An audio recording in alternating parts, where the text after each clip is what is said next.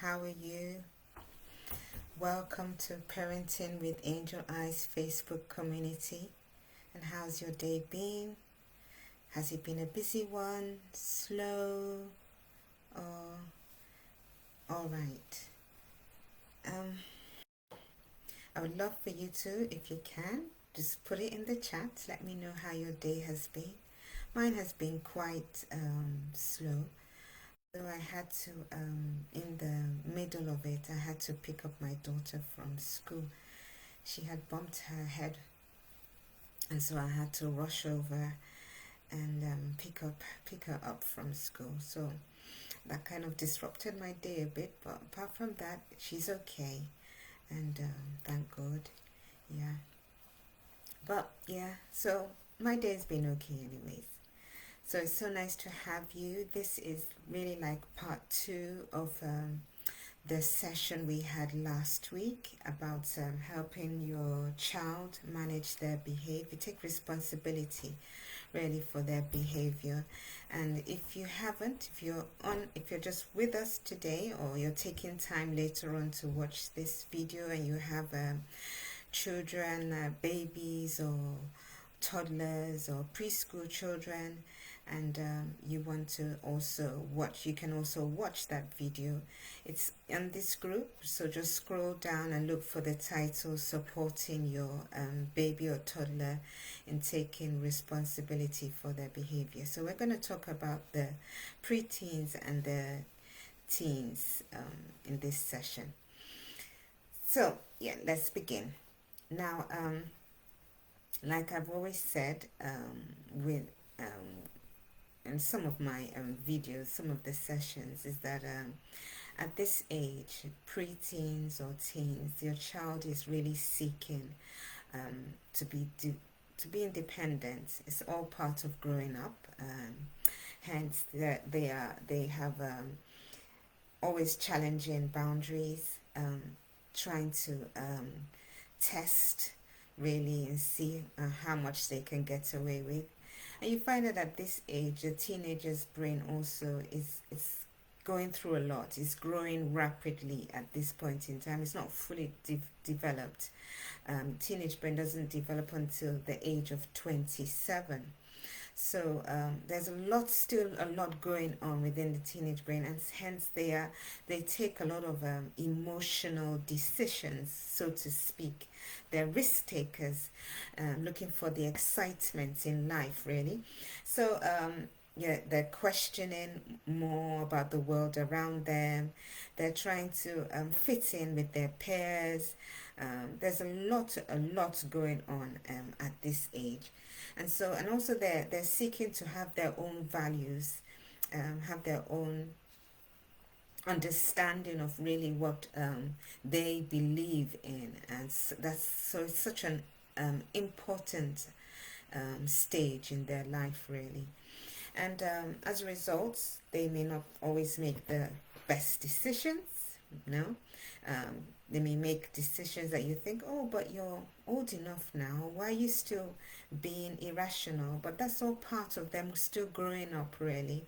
And you might find out that in your attempt to try and make them see that the decisions that they're making, or the responsibilities that they're not taking up, there might be a lot of friction in the relationship as you try to teach them, as you try to get them to truly see really their mistakes. You might find that there's a lot going on there. But that's really all part of how they are trying to understand their world. So really our point in this, our place as parents or professionals, is one of really making sure in the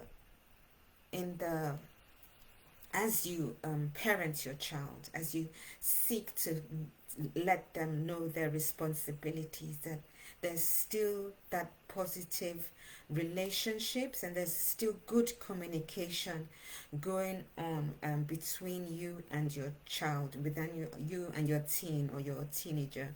Why? Is because where there is no connection, where there is no relationship, you cannot effectively discipline, or you cannot effectively communicate to your child the things that you really want them to understand. So it's so important that relationship and connection is, and positive communication is still going on between you and your child.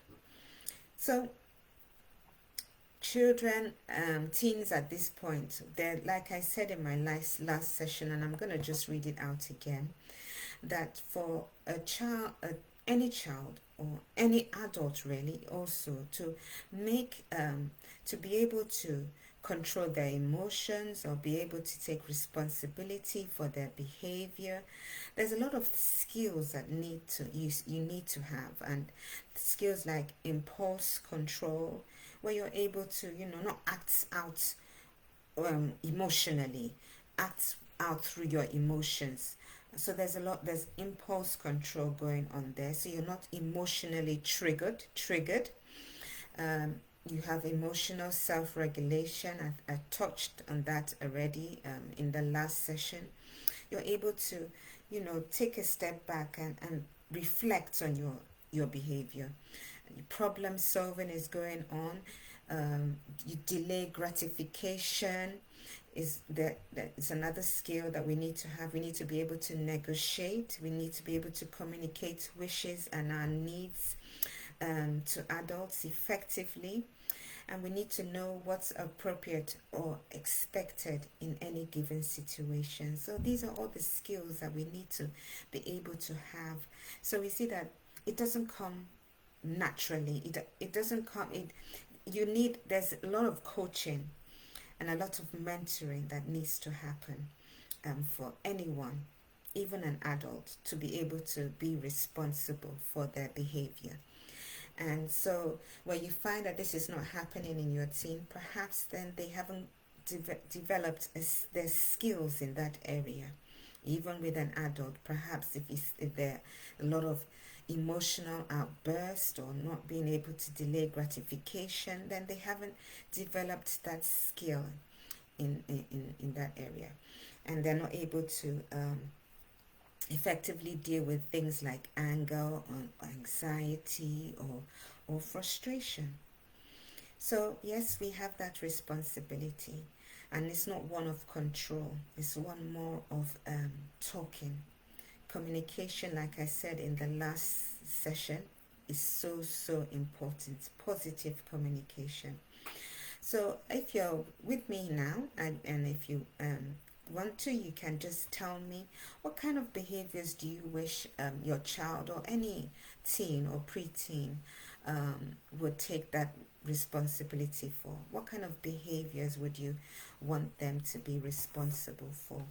And if you can just write that in the chat, and I will refer to it. I will use those ones as examples when I discuss, because I like to make sure that the examples I use also support the questions you may have. And I'll just look at them in the chats if you do put any in there. So just going on, the things where I'm just gonna, because this is a short session, I'm just going to deal with six things we can do as parents. And remember, like I said, communication and making sure that when we are talking to any child or any teen or teenager, that the environment is calm and it's relaxed. Then there is effective listening and there's effective communication going on. Without that, whatever you're saying is going through one ear and going through out the other.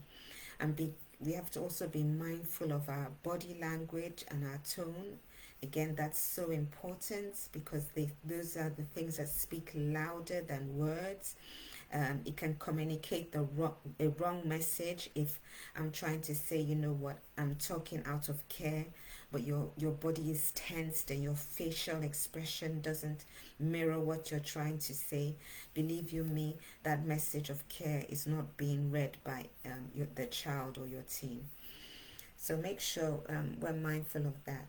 Now, like I said, the 6 points, if you have a pen, you can write it down, or you can go back to this video later on. The first one is to identify what the problem is. So what is the issue? What is going on? What is it that you wish your child would be responsible? What behavior do you wish your child would be responsible for?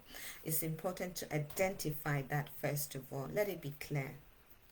It could be that they have two tests coming up on Monday, and they haven't even read for it at all, and it's something that occurs constantly. You see it reoccurring all the time, or you've noticed that for the last 2 Saturdays that they've gone out, they've come back late, and they haven't, as discussed, or didn't call anyone to let them know that they were coming in late. Or it could be that you find out that the child keeps on taking things without asking first. So what is it?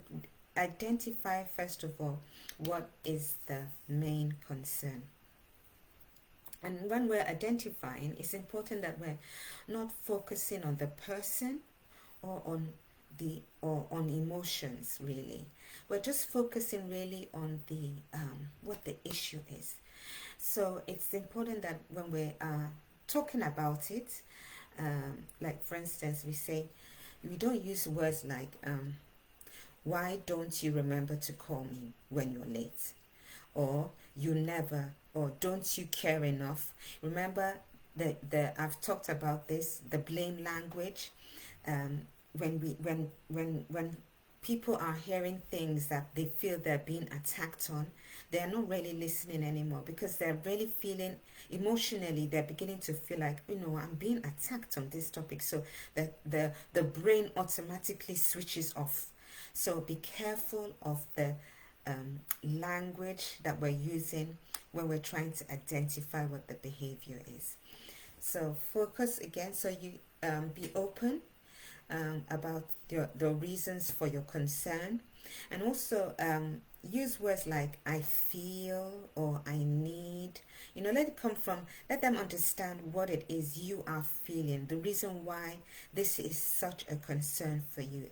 Get them to understand, I care about what is happening, and I really believe, words that are positive as you identify what the issue is. And once you've identified the problem, then the next step then is to think about why. Why is this such a problem? Why I say this is because some behaviors, they're forms of communication. It's something that's going deep inside, and it may not be something that is like really so deep, but there's always a reason for a behavior, reason why they're not being responsible. So try to listen as you find out, as you talk to each other about the reason why there's an issue. Listen without arguing or debating. Then the person you're talking to can really feel heard and listened to. So then there is calm in the situation. So I mean, I used the example, I think I've spoken about it with my daughter just recently. I mean, she had issues with the use of her phone and her laptop. And this was such an issue for me because we have discussed it, we had set our boundaries. I had checked that she understood what it means when I say when you're using your phone or you're using your whatever device, or your text, whatever it is. This is what I expect, this is the language I expect, this is what I expect for you not to be watching. All these things, we had laid it out, and there was a deep understanding as to why. It was just because I said so. It was because really, how unhealthy it is if you're watching things that are not, that are not good, they're not wholesome, they're not whole, and what it is basically based on our values and as a Christian.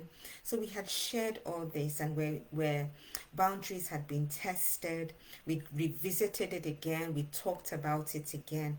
So, there's that going backwards and forwards, such that when I finally saw something again and I wasn't happy, there was no her feeling like I'm picking on her when I tell her. First of all, I did the plaster approach. I took the laptop, I took the phone, and I call that the plaster approach. Really, it's not solving the issue, because I haven't really gotten to the issue really. I'm just doing okay, let me just take your phone and your laptop right now. Then once I had done that, she understood. Okay, you've broken this boundary, we've spoken. Now tell me what is really going on. Now, I asked questions such as, when you're doing that, you ask questions like, why is this so important to you? Or why do you need this? Or what do you think might happen? Or what's the worst thing that could happen? Or what's upsetting you? You're really trying to dig and see. And once I did that, once I really got into it, I found out that it wasn't really about the phone. It wasn't really about the laptop. There was more going on, more like peer pressure. So you see, you get to the bottom of it. And by getting to the bottom of it, then you're able to find the right solutions to the problem. Therefore, then they're able to take better responsibility. Yeah?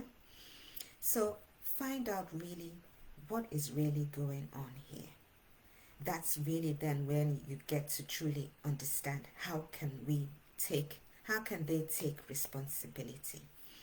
So try to listen again, like I said, without debating, and then once you've found then really what the issue really is, then brainstorm together. The third one is then to brainstorm possible solutions to the problem. And it's at this stage then we're not trying to solve. Remember, at this stage, the third stage, you're not trying to solve the problem again. You're just trying to listen.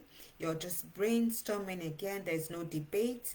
There's no being so emotional when they come up with a solution. Whatever the solution they come up with, it doesn't matter. We're brainstorming now. We're thinking, okay, there is an issue. We have an issue here. We found out what the real problem is. Now let's come together to find out what possible ways we can use to solve this problem. And so you're looking for a range of possibilities, be it that they're sensible or they're not sensible. And if they're unable to come up with anything at this point in time, then you start it off. I mean, you can start it off in a very fun way by maybe putting something that sounds so crazy, or something that sounds so extreme, or something that sounds so simple. You want to really start off a conversation where maybe you do something so extreme and they go, no, that's so extreme. I think we should do this instead. And you go, okay, all right. Then that's it. That's the beginning of looking for solutions to the problem. So you're writing down all the solutions, and it's make sure you have at least 5 solutions, possibilities that you are looking for to solve this issue. Once you've done that, the next thing to do, the fourth thing to do, is to evaluate the solution to the problem. So now at this point in time, you're talking about the positives and the negatives of each solution you've had. So you've now written down all the solutions to this issue, to the real problem. Now you're going to look at each one, and you're going to look at the whatever solution they've come up with. So for instance, maybe like we said, they're not calling all the time, and when they're coming late, you found out that it's always an issue for them, and you found out that the reason why they don't call is because the real problem really could be that they don't want to be to feel as if they're left out of the party. So maybe there's a lot of peer pressure going on here, or it could be that they don't want to call on the phone. So okay, maybe so it could be that maybe another sign. So there could be a lot of things going on there, or just simply that they just say, I just don't want to call. So there's things there. So once you've found out what the real issue is, you've you've now written down the possible solutions. Now we're visiting them. Now start off with the positive. Now, so you're looking at the positives and negatives of each one. So you write down, okay, for this one, now you've said that basically what we're going to do, what the solution to this issue is, that I'm going to text you instead. So look at the positives and the negatives of that one. Or maybe they say I want to be able to leave the party by myself. I don't want you to be picking me up. Look at the positives and negatives of that solution. Or it could be like, you know, with the maths problem, them leaving it too late. It could be that they're not reading early enough. Why? Because they find it hard to understand, or they just don't like the teacher. You're looking at the positives and the solutions that they come up with for that. Looking at the positive, the negative. So you list down all the positives and the negatives of each one. And once you've done that, go back to each one now and then look at, evaluate. Okay, so we've come up with this solution. We've now found our positives and negatives. Now, looking at the positive and negatives of each solution, I've seen now for these solutions, there are more negatives than they are positives. So this is not really going to work. We've agreed now that for this solution you've come up, there are more positives than there are more negatives than there are positives. So this solution is not going to work. Okay, with this one, there are more positives than there are negatives. Okay, so this one might work. So in a scale of maybe 0 to 5, do we both agree or do we not agree? 0 being we don't agree, 5 means we agree. You write down whatever the number is. You do that for each of your possibilities. You're looking at the positives and the negatives. How possible, how feasible is it? How practical is it? And then if you find, once you've gone through everything, you still can't come up with a solution, the possibilities that they have been given, when you've looked at the pros and the positives and the negatives, are more negatives than they are positives, you just haven't come up with this, go back to step 1 again. Go back again to your to step 3 again. Step 3 being brainstorm again and look for possibilities. You know, you want to be able to, if you are working with your teenager or your teen and they are feeling heard in any topic, it's easier for them to listen. When you dictate and tell them, no, this is what's going to happen from now on. No, I'm tired of what you're doing and I think now I've put my foot down, this is what's going to happen. It's not going to work. It may happen for a while depending on the personality or the temperament of the child. It may happen that they listen to you, but truly and truly you haven't really found out what the real issue is. And so that helping and supporting and coaching is denied because you've only put a plaster over it, but you haven't really found the real issue. So yes, this process may seem so long and daunting, but when a child or teen feels heard, it's so much more easier. And now, so if you come up now with a possible solution, and now you've said, okay, we've picked this possibility, this one works. Okay, fine. Now that you've found out really that this one, so who's going to do it? When are you going to do it? When are you going to do this? You write it down. How are you? Okay. When will it be done? Next time we go out, you're going to make sure you call me doing this solution that we've done. And also, it could be, what's the consequence if this doesn't happen? Agreed. This is what, you tell me what consequence I should give you. They're telling you, okay, all right, I agree with that. That consequence will work. And it works. Because then if they don't call you next time they go out, hey, we've written this down. We've said this. Now, it's not you attacking them. It's them now saying, I came up with this solution and I'm not taking responsibility. So really, it's not my parents' fault. It's my fault. So if you're telling them now, okay, there's a consequence to this. So they're going through the consequence and then you're coming back to them, revisiting this problem later on and saying, So what should I do now? The solution we came up with didn't work. Why? Okay, what can we do next? You can revisit again. Okay, Mom, I'm sorry. Okay, next time, let's do this, and I promise to do this, and this should be the consequence. All right, so you've put the solution into action, which was the fifth one, and then you evaluate the outcome, which I've just spoken about. Evaluate the outcome and see how it's going. For instance, if it was the maths homework and they were leaving it too late to study, check in on them. Okay, how's it going? Is this going much better? Do we need to change? Okay, I've noticed this improvement.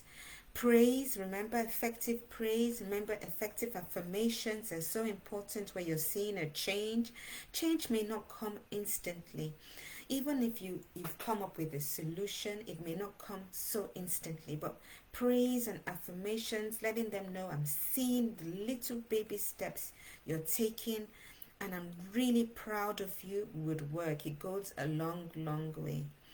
So praise, affirmations, and if it's not working, then go back again. Maybe we didn't really come up with really what's the real issue here, or the solutions we came up with are not the best.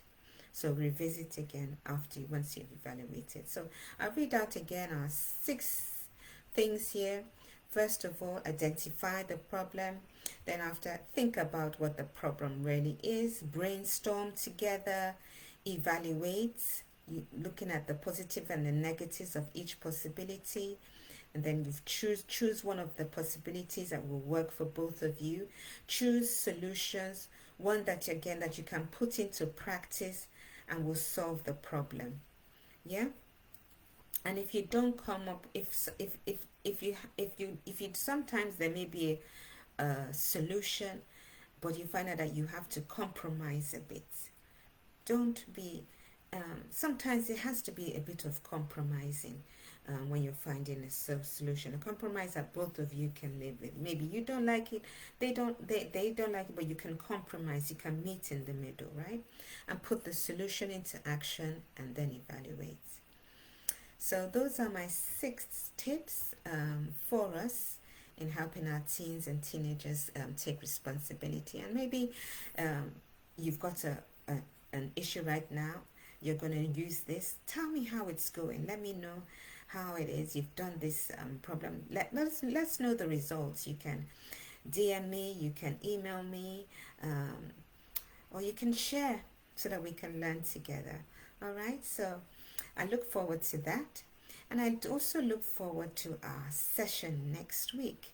We have Dr. Susie Davis. She'll be with us in our next chat, and she'll be giving us tips and ideas on how to support our child and teenager in the use of technology. And I'm really, really looking forward to that session. It's a session that even I am so interested in at this point in time, because social media is really out there. There's a lot that is influencing our children, influencing even their emotions, their mental health. So it's a topic that I think we should all be aware of, and so if you have some friends or people that you can invite, please invite them in. We're having it again in our family parenting with Angel Eyes Facebook community. So invite your friends over into this community so that they can be a part of the live session, and I look forward to it.